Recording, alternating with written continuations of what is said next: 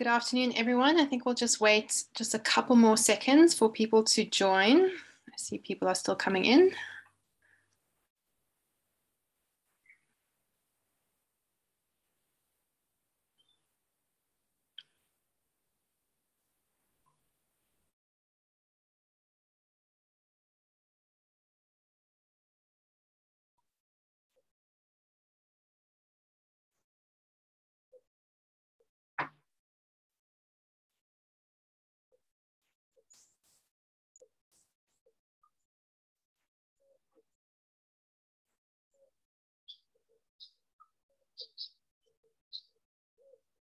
Okay, I think I'm gonna get us kicked off. So welcome everybody to session 8, the breakaway room, last session of the day. I know it's been a long day with lots of talks and we can smell the weekend, it's around the corner. But let's give these speakers our full attention. I'm sure they deserve it. We have some great talks coming up in this session. All of our speakers are going to be PhD students, and we're going to kick off with Samantha Ockhase, who's going to talk to us about a genetics project that she is doing her PhD on. So thank you. Over to Samantha.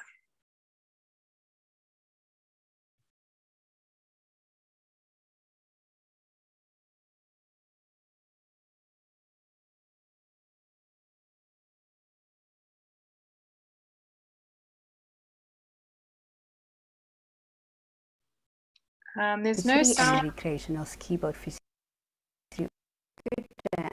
I'm Samantha Ockhase, and I'll be presenting to you a chapter of my PhD thesis, which looked at a temporal comparison of genetic diversity in the slinger Crassipepes pernicius along the east coast of South Africa.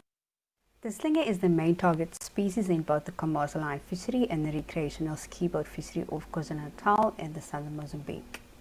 This species has a complex life history, which makes it more vulnerable to overexploitation. For example, the slinger is a protogynous hermaphrodite, meaning it changes sex from female to male. It matures late and only reaches maturity at the age of 3 years and changes sex at the age of 5 years. The slinger is also highly resident, but occasional long-distance northward movements of adults have been revealed in tagging studies. In the early 1990s, the slinger were overexploited, and this was indicated by skewed sex ratios, female-dominated, and a decline in mean size. Then, following a reduction in fishing effort, the species recovered by 30% in biomass, and the current stock is optimally exploited. It is thus essential to a period of 6 years of exploitation. A temporal study would also help to understand the population dynamics in the slinger, effects of overexploitation, continued harvesting, or recovery. Therefore, the aim of the study was to provide a temporal comparison of genetic diversity across 2 sampling events, 2012 and 2018, within 3 populations from 3 different areas of KwaZulu-Natal, Richards Bay in the north and SAIAB and Port Edward in the south. Fin clips from 2012 were secured from the National Fish Collection at SAIAB, and these were the same samples that was used in Mary Duncan's study. With sampling from 2 sites repeated in 2018, and this forms part of the larger SAIAB-funded capital project examining connectivity between East Coast marine protected areas. Then back in the lab, DNA from fin clips was extracted using the sorting out protocol. For this study, we used 2 molecular markers, microsatellites, and single nucleotide polymorphisms. The only thing to note between these 2 markers is that only 8 loci was used for the microsatellites compared to 17,000 SNP loci. In the results, genetic diversity was consistent among the sampling years as well as sampling sites for both markers. This basically indicates no reduction or change in genetic diversity over the past 6 years. Pairwise FST values indicated no significant differentiation between the 2 sampling years at each sampling site, nor between sampling sites between sampling years for both markers. Similarly, SNP's PCA plot showed no genetic differentiation or spatial structure. However, the clustering on the microsatellites PCOA plot indicated 4 distinct populations, but there was a similarity between the Richards Bay samples, which indicate more temporal stability in the north compared to the south. Then the southern sampling sites, SAIAB and Port Edward, were more distant in the plot and genetically differentiated, indicating greater temporal instability along the southern KwaZulu-Natal coast between 2012 and 2018. Assignment plots from Bayesian clustering and structure showed the most likely number of distinct genetic clusters to be 3 for microsatellites and 2 for SNPs. In this plot, I also included optimal K for one lesser and one higher to see if there's any finer patterns for the microsatellites. All optimal Ks were similar among individuals, indicating admixture and a lack of structure. Overall, the study indicated a lack of substantial changes in genetic diversity over a period of 6 years, but subtle differences were recorded both spatially and over time. Although a single stock has been found for sling in previous studies, there may be limited genetic instability along the southern KwaZulu-Natal coast over time. Thank you for taking the time to listen to my talk, and I'd also like to thank the following people. Okay, thank you very much, Samantha. Moving on swiftly to John Neville, who is going to be talking to us about the Seychelles artisanal elasmobranch fishery. Thank you. Good afternoon. My name is John Neville. I'm a PhD student with Rhodes University. My supervisors are Professor Paul Cowley of SAIAB and Dr. Rhett Bennett of the WCS. I will be presenting on my research of the Seychelles artisanal shark fishery.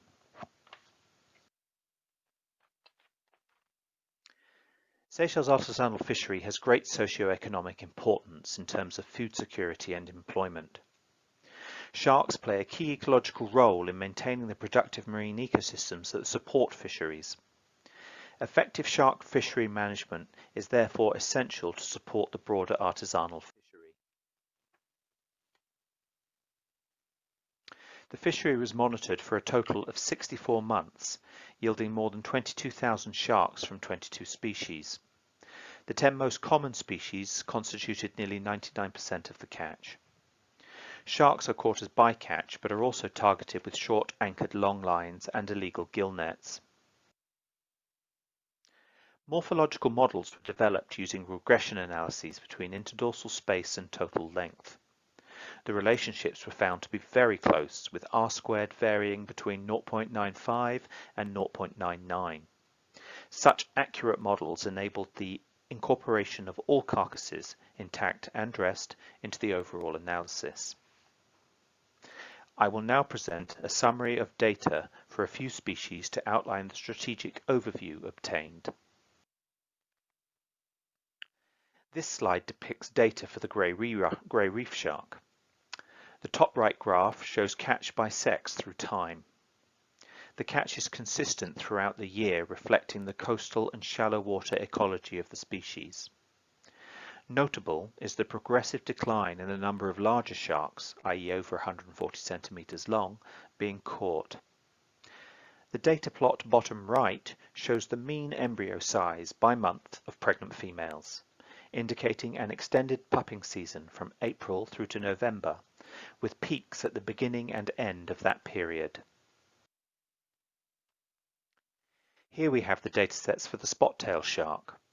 Bottom left, the data plot shows distinct seasonality, with dense clusters of juveniles in the catch. Also note again the apparent decline through time of larger adults. Bottom right, we have the combined annual occurrence. The short pupping season in December-January produces a distinct cohort of young growing through the 12-month period. This slide depicts the datasets for the blacktip shark. Again, distinct seasonality can be seen in juvenile occurrence.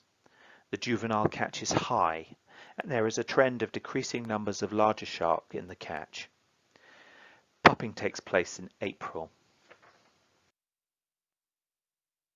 This research has yielded various benefits en route, including development and adoption of a national shark catch monitoring protocol and shark identification materials.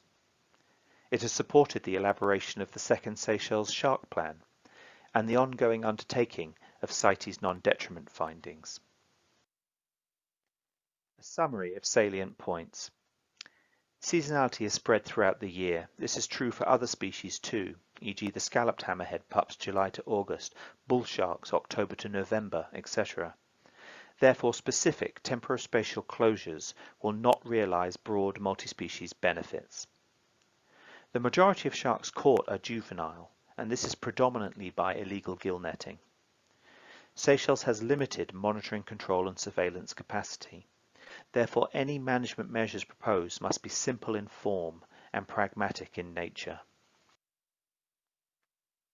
Preliminary recommendations include undertaking a national public education campaign to discourage the consumption of juvenile sharks, enforcing the 98 regulations banning shark fishing with gill nets. This can be readily done by checks at points of sale. It is proposed that a minimum shark retention size be instituted. To make this readily enforceable, it needs to be a single size for all species. An initial trial of 125 centimeters total length is proposed. This would cater for smaller shark species, but in particular would serve to reduce the targeting of nursery areas in general. Critically, shark catch should be monitored through the trial period to assess the trend and mean size of specimens landed, the efficacy and practicality of the measures, and to inform adaptive management of the regulations. Thank you for your attention. Thanks very much, John. That's some great work going on, and we hope that some of your recommendations can get put into management regulations and actually be enforced. Right, so we're going on to our third speaker, Lauren Bailey, who again is a PhD student, and she's going to be talking to us about how a lionfish can change behavior under different climate conditions. Again, a very, very valuable talk. Thank you. Hi, I'm Lauren Bailey, a PhD candidate, and I will be discussing the link between behavioral plasticity and aerobic scope phenotypes in predicting the survival of red roma under climate variability. Marine environmental stresses such as thermal variability and ocean acidity are aggravated by fishing-induced mortality, reducing their genetic potential for adaptation and selecting for particular phenotypes. Fishery-induced evolution can select for body size or size of maturity or phenotypic traits such as a reduced aerobic scope or target bold individuals deemed to have high fitness potential. Although the causal link between physiological and behavioral phenotypes is not known, both are important for adaptation. An understanding of climate variability and exploitation on the link between behavioral plasticity and aerobic scope phenotypes is critical to predict lionfish survival. Duncan et al. 2018 was the first study to link exploitation with reduced thermal physiological performance, where he found that an exploited population of red roman had reduced physiological tolerance to climate change relative to a protected population. This was attributed to the capture of the physiologically fittest fish by the fishery. This can reduce the potential for a shift in metabolic scope, increasing the vulnerability of fish populations to environmental stresses. Energy metabolism is an important driver of animal personality. Relative to timid fish, bold fish and boldness has been linked to a high standard metabolic rate, where bold fish may have more energy available for aggression, exploration, and bold behavior. Bold versus timid fish therefore differ in their stress responses to environmental gradients. For example, bold fish have high fitness and migratory potential.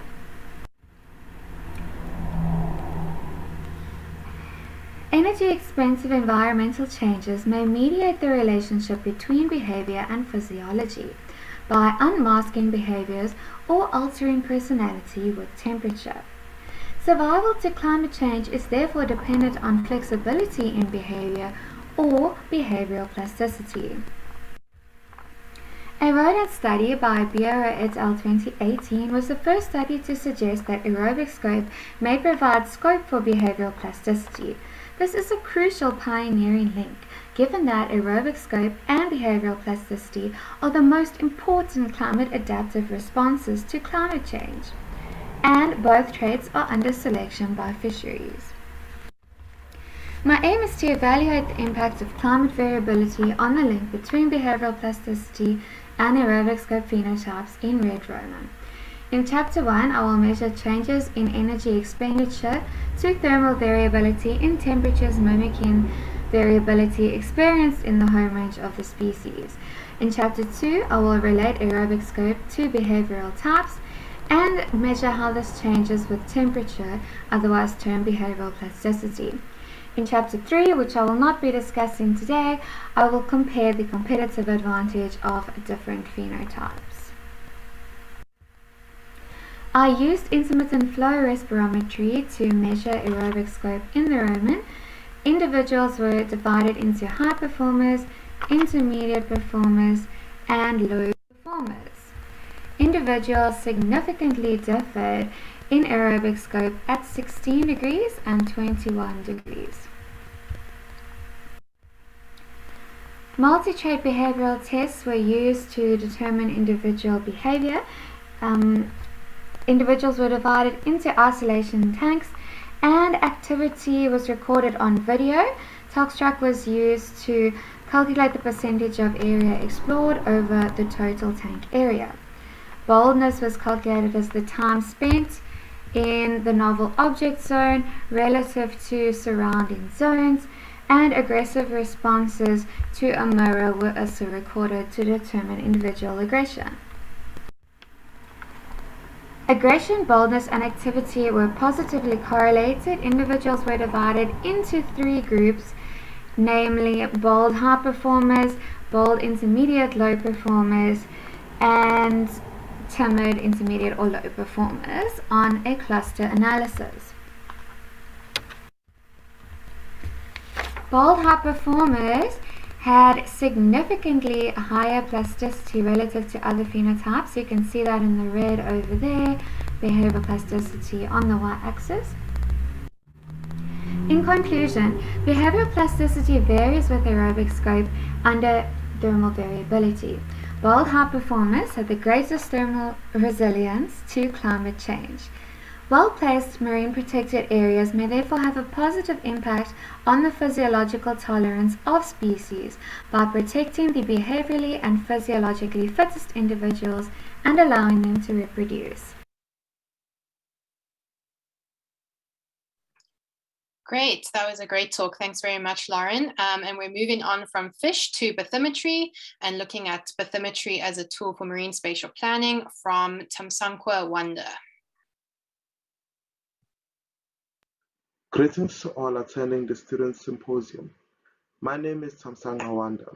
Currently, I am a PhD geology student at the Nelson Mandela University, where I am funded by the NRF SAIAB on the research project that will be focusing on the use of multibeam bathymetry as a basis for marine spatial planning. The intensity of human pressure on marine systems has led to a push for stronger marine conservation efforts as a result of human interference with the marine oceans or oceanic environment. This slide serves as a presentation overview where I highlight what I have planned for discussion today.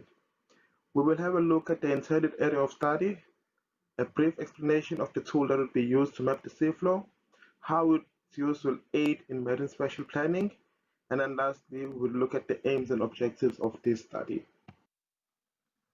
This study will focus on selected survey sites between Durban and Richards Bay. The survey sites will be done using multibeam bathymetry techniques to better classify and quantify the seafloor. For example, looking at how much reef and sand is out there, or whether can we quantify these resources on the ocean floor. The blue box patches on the left-hand side image represent distant survey sites, whereas the image on the right-hand side serves to show that the data collection process has already begun. Although the research area is a marine protected area, there are heavy minerals that could be exploited within the same spatial location. The bathymetric data that we will be collecting will then serve as a baseline from which to assess the impacts to the reef ecosystems, provided that these heavy minerals were to be mined. These multibeam bathymetry images serve as prime examples of the high-resolution bathymetry data that we have been collecting and aim to continue collecting for this research project. Multibeam maps the seafloor through the use of sound waves that bounce off the seafloor as thousands of depth soundings to produce an image of it. These images clearly display the existing reef alongside existing unconsolidated sediments.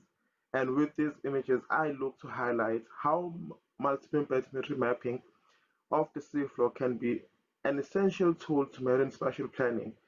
This will be by allowing us to spatially allocate or manage the ocean's reliance services to reduce the conflict that exists between the ecological, social, and economic objectives.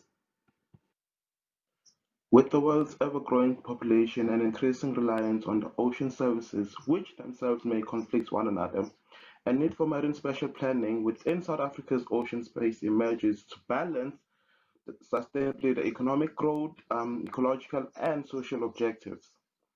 We need to map the shelf and the rest of the exclusive economic zone to better our understanding of the natural and economic resources, as we currently have poor knowledge with regards to our exclusive economic zone.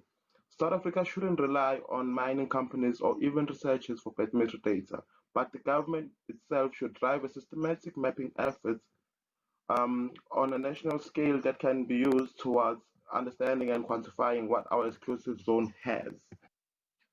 Mapping of the seafloor with high-resolution multi-beam bathymetry will aid solve the lack of data-derived measurements of the biodiversity on the ocean floor, as the ecological natures will now be mapped out and quantified in detail. This will also improve the development of higher-resolution models to better understand the potential impacts of climate change, mining and tailings dumping, etc. on the ocean floor, the reef, and oceanic ecosystems. With this study, we aim to create integrated analysis of the reef from a multidisciplinary perspective, which will in turn greatly improve the understanding of ecosystems functioning, improve marine spatial planning, and improve management of the marine resources. We also aim to collect bathymetric data to provide a baseline against which global change can be measured, without which the seafloor changes can only be qualitatively described. From such high-resolution images or bathymetry, our understanding of the ocean's functioning and interaction with the seafloor ecosystems, social and economic activities can be broadened. And with that, I'd like to say thank you. Great. Thank you very much, Tamsankwe. We look forward to seeing the results of your work in the next few years. We've got 2 talks left for the session. So I'd just like to remind everybody that if you do have any questions, please just put it in the chat box, and the students who are online can address the questions there. So moving on to Munetsi Zvavahera, who will be speaking to us about round herring in irrigation ponds. Good day, everyone. My name is Munetsi Zvavahera. I'm going to present part of my PhD thesis, that is population size and biomass of estuarine round herring in the Sandys River irrigation ponds, that is assessing the potential of harvesting.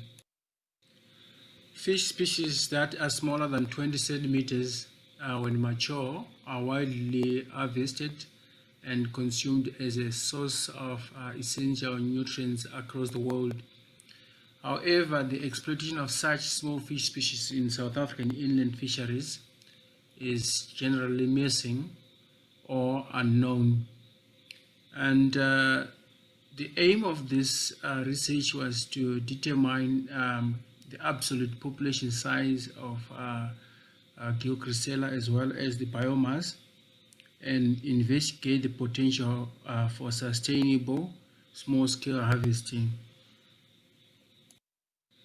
So the research was carried in the Sandys River irrigation pond system, which is situated in Addo and Kirkwood towns, where irrigation ponds are used to irrigate citrus.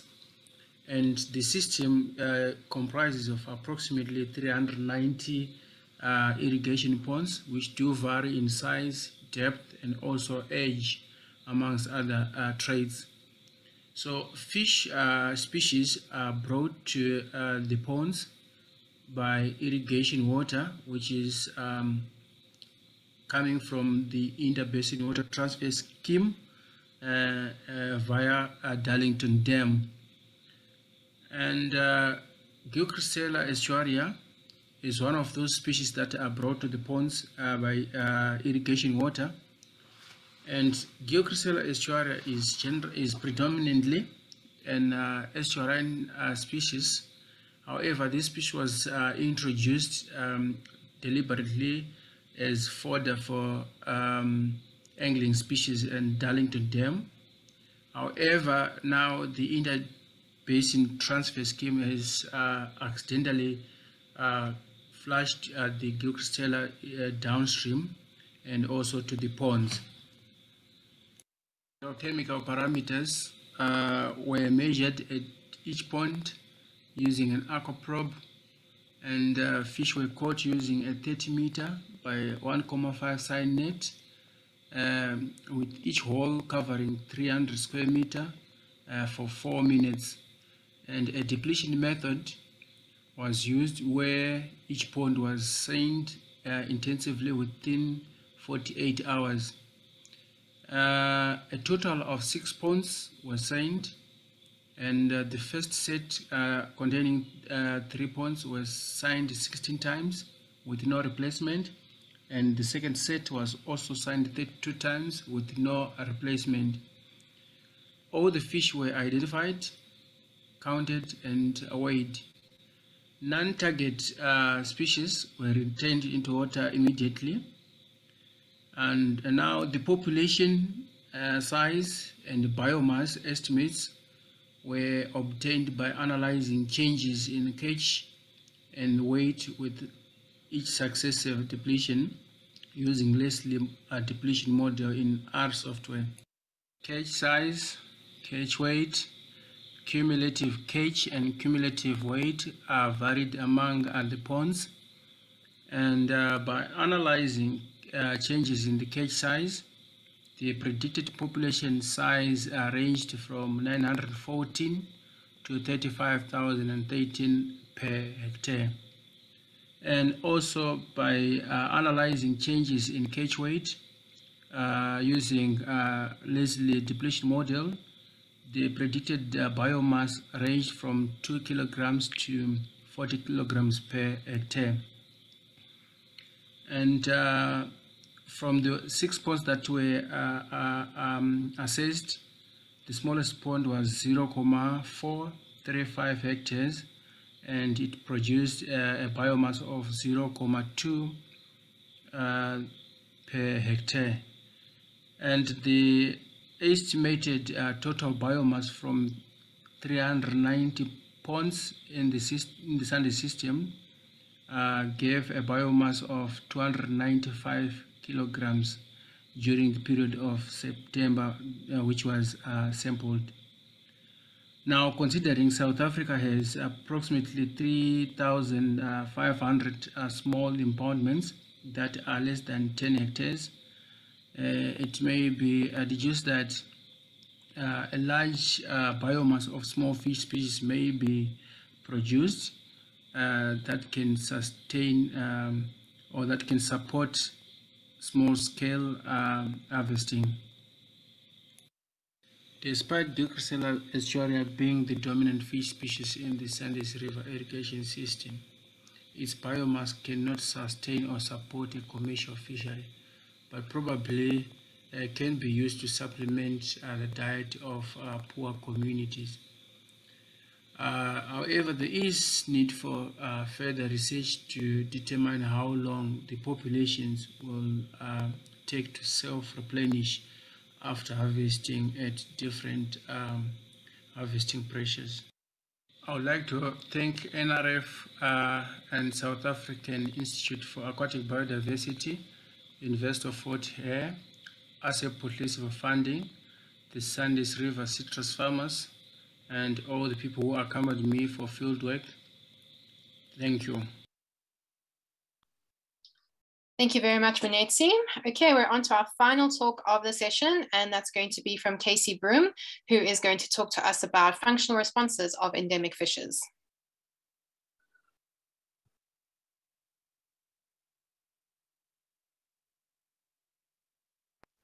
Good day. I am Casey Broom, and I am supervised by Josie South and the late Olaf Weil at the South African Institute for Aquatic Biodiversity. Today I'll be speaking to you about how the functional responses of threatened Cape Fold ecoregion fishes are influenced by prey type and temperature. In the Cape Fold ecoregion, a hotspot of species endemism in South Africa, most systems are completely invaded and most native species are imperiled by predation and habitat degradation. The Ronnegat River, shown in the map to your right, is a focal conservation system which is a microcosm of the situation of the greater ecoregion. In response to the dire conservation situation, the Ronnegat River served as the site for a pilot collaborative alien fish eradication project using chemical methods to remove invasive bass. The intervention in 2012 and 2013 was successful, and the native fish community is now mostly recovered. In the Ronnegat River, the focal species are the cyprinid assemblage. In this study, we focused on two species which co-occur spatially along most of the length of the river. First is the Clanwilliam redfin, Cedocyprus calidus, which is classified as near threatened. It is characterized by a terminal mouth with two pairs of barbels and large eyes. It is understood to primarily feed on drifting food items and in the substrate on detritus and invertebrates. The Clanwilliam yellowfish, Labiobarba sieberii, is also near threatened and is regarded as a flagship for conservation as the largest species in the CFE. It is thought to be primarily a substrate-grubbing species with a subterminal mouth. It is a migrant spawner and dependent on riffle habitat, which is sensitive to water abstraction and sedimentation. So we intended to try to get a measure of the feeding performance difference between these species and determine whether trophic niche segregation or a stable competitive dynamic between the species is likely in play. Our hypotheses were that species would differ in their feeding performance between different prey types and prey, occupying different niches and distinct predation avoidance strategies. We expected the redfin to have higher performance in surface and drifting prey, while the yellowfish was expected to be more efficient in consuming benthic prey. In the field, we installed long-term temperature loggers to get baseline temperature data as part of the ongoing monitoring of the Ronnegat fish community. Fish were collected using fyke nets, and collection was limited to only 7 fish of each species per site to minimize localized impacts in accordance with the Cape Nature collection permit. So the final fish sample brought back to the lab was effectively from across the full distribution of the two species in the river. Fish were transported back to the lab in aerated containers where they were held in filtered aquaria. In the lab, I used size-matched Clanwilliam yellowfish and Clanwilliam redfins in functional response experiments. Trials were run at representative temperatures of 18 and 25 degrees, with a holding temperature of 18 degrees. I used two different prey types. These were Chironomid and Culex mosquito larvae, representing different feeding challenges to the fish, having different escape responses, behaviors, and representing benthic and surface or drifting prey. And here we have the functional response results from the realistic regression and Rogers random predator equation. All responses were classified as type 2 responses as prey consumption decreased prey density, shown by the significant negative first order terms. All terms for the attack parameter and handling time were significant, and the 95% confidence intervals are shown here. Notably, both species had higher attack parameters, which is the initial feeding rate, at 18 degrees than at 25 degrees for both prey types.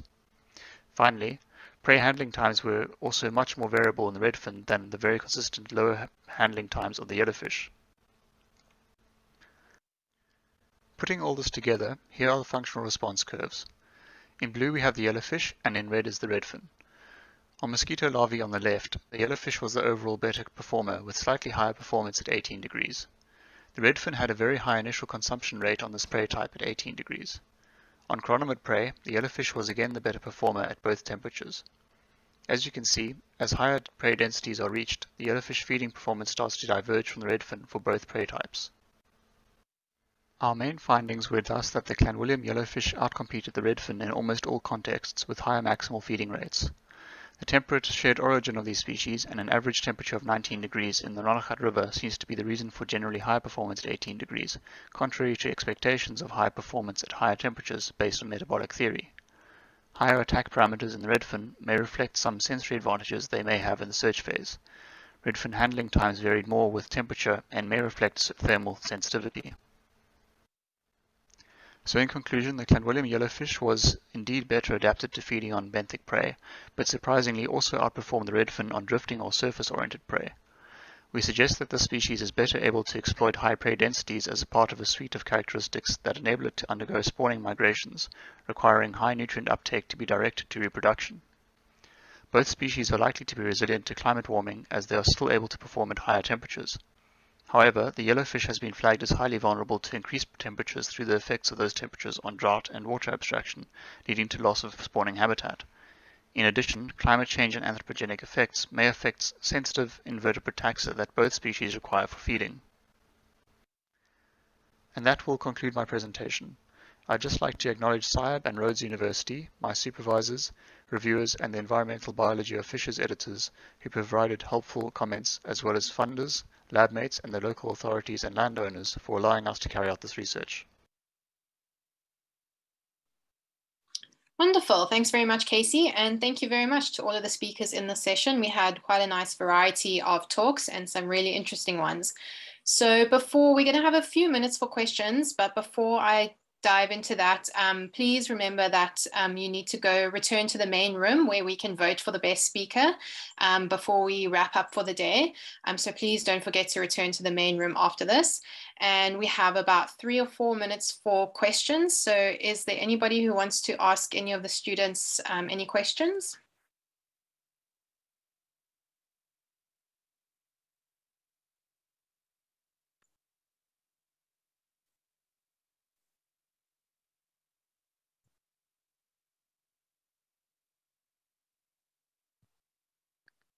Okay, I do not see any questions coming through. Last chance.